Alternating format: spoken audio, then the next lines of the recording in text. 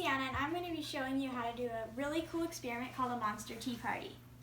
You're going to need some vinegar. I use the distilled white vinegar. Some food coloring, your choice of colors. Baking soda. And something that you can use to measure your baking soda with. And, of course, your cups and your teapot. You don't have to use teacups and teapot, it's up to you. So first, take the baking soda and you put it in the cup. I'm using half a teaspoon because of the size of my cups, but you use whatever size works for you.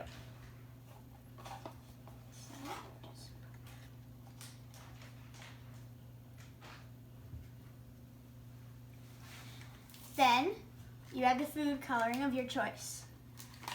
I'm going to use some blue here and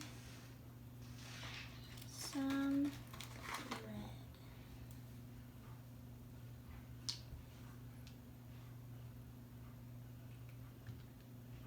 Very nice bright colors. And then, in your teapot, the vinegar.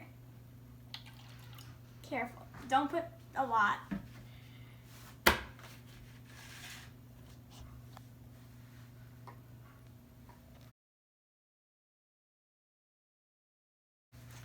Now, carefully pour vinegar in.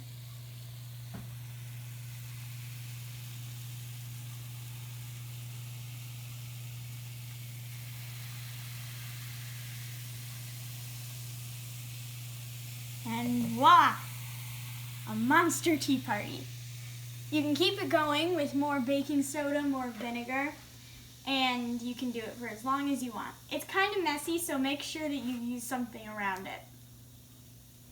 Hope you have fun doing your monster tea party.